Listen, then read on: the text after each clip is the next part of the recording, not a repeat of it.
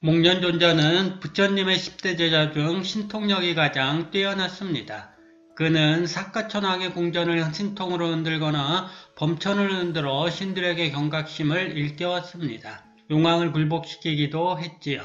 어떤 세계나 어떤 존재도 볼 수 있었으며 어떤 세계든 갈 수 있었습니다. 지혜 또한 사립을 다음으로 뛰어나 여러 곳에서 부처님을 대신해 법문을 설했습니다. 부유한 가정에서 태어난 목련존자의 출가전 이름은 꼴리따였습니다. 아버지가 일찍 돌아가시자 어머니는 슬픔에 빠져 하루하루를 보냈습니다. 그 많던 재산도 거의 사라졌지요. 하루는 꼴리따가 남은 재산을 세 몫으로 나눈 후 어머니에게 말했습니다. 어머니, 재산을 3등분 했습니다. 하나는 어머니 생활비로 쓰시고 하나는 제가 장사미천으로 쓰겠습니다. 나머지 하나는 돌아가신 아버님을 위해 스님들을 모셔다가 공양을 베풀어 주십시오. 꼴리따는 곧 외국으로 장사를 떠났습니다. 어머니는 아들의 말을 따르지 않고 스님들이 집을 찾아오면 하인들을 시켜 방망이로 쳐서 내보냈으며 짐승을 많이 사오게 해서 양을 달아매고 피를 내어받고 돼지, 오리, 거위들을 죽여 그 동물들의 울부짖는 비명이 집안에서 끊이지 않았습니다. 또한 귀신에게 제사 지내고 고기와 술을 먹으며 나날을 즐겼습니다. 이러니 재산이 남아날 수가 없었지요. 3년 후 마을 사람들은 집에 돌아온 꼴리따에게 어머니의 악행을 들려주었습니다. 꼴리따가 어머니에게 진실을 물어보자 어머니는 거짓말을 했습니다. 내가 그런 일을 했다면 7일 안에 지옥에 갈 것이다. 어머니는 정말 자신의 말대로 7일도 못 되어 중병에 걸려 갑자기 숨을 거두었습니다. 꼴리따는 장사로 번 모든 재산을 이웃에 나누어 주고 친구인 사리불존자와 함께 출가합니다. 출가한 꼴리따는 목련존자가 되어 열심히 수행하고 6가지 신통을 얻어 마침내 아라한이 되었습니다. 6 신통력은 자유자재로 몸을 변화시키고 생각하는 대로 비행할 수 있는 신족통, 먼데 소리를 듣는 천이통, 타인의 마음을 아는 타심통, 자신의 과거세를 아는 숙명통, 모든 것을 막힘없이 꿰뚫어 환히 볼 수 있는 천안통, 번뇌가 다해 이승에 다시 태어나지 않으리라는 걸 아는 누진통을 가리키지요. 아라한이 된 목련존자는 부모를 대신하여 자신을 길러준 은혜를 갚고자 했습니다. 목련존자가 천상에 올라가 두루 살펴보았으나 어머니는 보이지 않았습니다. 지옥에 들어가 두루 살피자 지옥 중생들이 칼산지옥, 맷돌지옥, 동물지옥, 화탕지옥에서 모진 고통을 받는 참혹한 광경이 펼쳐졌습니다. 방아 속에 몸이 던져져 천토막, 만토막으로 끊겨 피와 가죽이 어지러이 흩어지며 하루에도 10,000번 죽고 살아나곤 하는 끔찍한 일이 되풀이되었습니다. 목련존자가 옥졸에게 물었습니다. 이 지옥 중생들은 전생에 무슨 죄를 지어 이토록 괴로움을 받는 것이오? 이들은 생전에 모든 중생들을 잘라 죽이고 맛이 있다고 둘러앉아 먹은 죄로 이런 죄를 받나이다. 또 지옥 한 대에서 아귀를 보았는데 머리는 태산만하고 배는 수미산만하며 목구멍은 바늘구멍 같았으며 움직일 적마다 500채의 수레가 부서지는 소리가 났습니다. 그들은 전생에 죽은 이를 위해 제 지내는 것을 비방하며 삼보를 비방하였기에 다급 동안 음식 맛도 보지 못하고 이런 주림의 고통을 받는 것이라 했습니다. 목련존자는 어머니가 있는지 살피며 더 나아갔는데 물이 끓는 가마솥에 삶아지는 고통을 받는 화탕지옥에서도 머리에 불똥이를 이고 두개골이 활활 불타는 화분지옥에서도 어머니를 만나지는 못했습니다. 지옥의 담이 만길 만겹이나 되며 문을 굳게 닫은 아비지옥에 이르니 옥졸이 말했습니다. 스님의 법력으로는 이 문을 열지 못할 것인즉 부처님의 힘을 빌리도록 하옵소서. 이에 목련존자가 찾아뵙자 부처님은 그에게 12고리가 달린 석장 곧 지팡이를 주었습니다. 목련존자가 다시 아비지옥 문 앞에 이르러 부처님의 석장으로 3번 땅을 쳤습니다. 그러자 옥문이 열리며 죄인들은 지옥의 고통을 잠시나마 쉬는 것이었습니다. 목련존자가 들어서자 옥졸이 밀치며 말했습니다. 스님은 어이하여 함부로 문을 여시오. 이 문은 무수겁 동안 열지 못했습니다. 그렇다면 죄인들은 어떻게 들어왔소? 오역죄를 짓고 불효를 지으며 삼보를 믿지 않아 업에 바람으로 거꾸로 매달려 떨어져 들어오고 문으로 들어오진 않습니다. 나는 세존의 제자로 부처님의 허락을 받고 어머니를 찾으러 왔어. 왕사성의 부상장자의 아내 청제 부인이 나의 어머니이시오. 옥절이 죄인들이 있는 곳을 향해 외쳤습니다. 왕사성의 청제 부인아, 너의 아들 큰 스님을 배워라. 그의 신통력에 힘입어 곧 풀려나리라. 그리고는 쇠창으로 찔러 드러내어 못을 박으니 온몸에 피가 쏟아지는데 다시 쇳칼로 겹겹이 고랑을 채워 끌고 나와서 목련존자 앞에 보이며 말했습니다. 어머니를 알아보시겠습니까? 온몸에서 불이 활활 타고 있는 이 죄인이 바로 스님의 어머니입니다. 목련존자가 크게 울부짖으며 외쳤습니다. 어머님, 살아계실 적에 500승제를 날마다 모시어 목숨을 마치시면 하락천상의 복락을 받으실 줄 알았는데 어머님 모습이 이게 웬일이옵니까? 어머님. 이때 옥절이 와서 말했습니다. 스님 이제 그만 손을 놓으십시오. 죄받을 시각이 되었사옵니다. 잠깐이라도 지체되면 이 철창으로 가슴을 찔러 들어가야 합니다.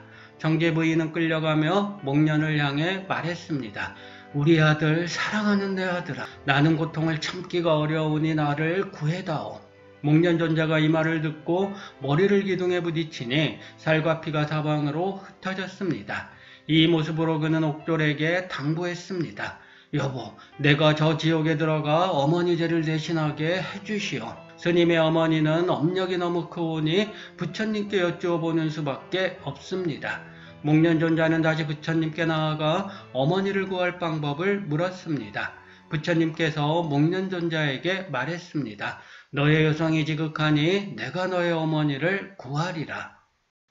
허공채널을 꽂고 미간으로 오색광명을 놓아 지옥을 깨뜨리니 철상지옥은 연화자로 망하고 검수지옥은 백옥사다리가 되고 화탕지옥은 부용못으로 변하였으며 염라대왕은 부처님의 가피를 입어 일체죄인을 놓아 천상에 나도록 할 수 있었습니다. 목련이 세종께 여쭈었습니다. 모든 죄인이 지옥을 나와 천상에 태어났는데 어머니는 어느 곳에 났나이까? 부처님께서 말씀하셨습니다. 너의 어머니는 죄근이 원체 무거워서 큰 지옥을 나왔으나 흑암지옥으로 옮겼느니라. 내가 보살들이 죄 올리고 남은 제밥을 줄 터이니 어머니에게 가지고 가 보아라. 목련이 부처님 말씀대로 흑암지옥에 들어가 밥을 주니 그 어머니가 왼손으로 밥을 움켜쥐고 오른손으로 사람을 막으면서 밥을 입속에 집어넣으니 전과 같이 그 밥이 변하여 모진불이 되었습니다. 목련존자가 다시 부처님께 나아가 어머니 구할 방법을 여쭈었습니다. 부처님께서는 보살들을 청해서 대승경전을 외우고 읽어야 한다고 했습니다.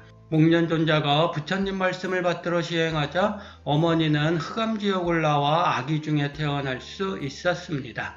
목련이 부처님의 가르침을 받들어 보살들을 청하여 49등을 켜고 많은 산목숨을 놓아주어 방생을 하니 어머니는 왕사성 어느 집에 개의 몸을 받아서 태어났습니다. 목련존자가 다시 어머니 개를 찾아가 만나니 눈물을 흘리고 꼬리를 흔들며 목련존자를 맴돌았습니다. 목련존자가 타심통으로 개에게 물었습니다. 개의 몸을 받으시니 지옥에 있을 때와 어떠합니까? 몇 억만 생을 개의 몸으로 태어나 비록 더러운 찌꺼기나 받아먹더라도 지옥보다 몇 억만 배나 더 좋으니 지옥은 말만 들어도 몸서리가 난다. 부처님께서 말했습니다. 시방의 여러 스님이 음력 7월 15일에 자자할 때에 7생의 전생의 부모나 현재의 부모가 액난에 있게 될 일을 위하여 밥과 온갖 맛있는 것과 5가지 과일과 물 깃는 그릇과 향내나는 기름과 초와 평상과 와구를 갖추고 세상에서 제일 맛난 음식을 그릇에 담아 시방의 여러 큰 덕 있는 스님들께 공양하여야 한다.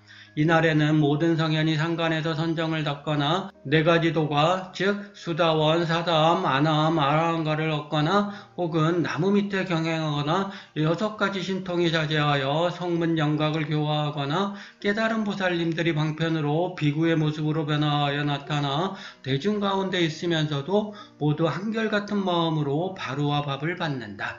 그리하여 그곳에 모인 성인들은 청정한 개와 도가 부족하니 그 덕이 끝이 없다. 누구라도 이 자자하는 승가에 공양하는 이는 현재의 부모와 과거 칠생의 전생의 부모와 육종 친속이 사막도의 괴로움을 벗어나 곧 해탈할 것이며 의복과 먹을 것이 저절로 갖추어질 것이다. 또한 부모가 아직 이 세상에 살아계시는 이는 100년 동안 복락을 받을 것이며 만일 이미 돌아가신 부모나 칠생의 전생의 부모님들은 다시 천상에 태어나고 무량한 즐거움인 쾌락을 받을 것이다. 동시에 부처님께서 시방의 여러 스님에게 말했습니다. 모두 먼저 시주 보시자의 가족을 위하여 선정에 들어 마음을 안정한 뒤에 공양을 받으라. 처음 그릇을 받을 때에는 먼저 불탑 앞에 놓고 여러 스님이 축원을 마치면 자기 밥을 받으라. 목련존자와 이 모임의 대보살들이 모두 크게 환희하여 목련존자도 슬피 울던 울음을 그치고 목련존자의 어머니는 이날로부터 7 동안 받을 아귀의 고통에서 벗어났습니다. 목련존자가 다시 부처님께 여쭈었습니다.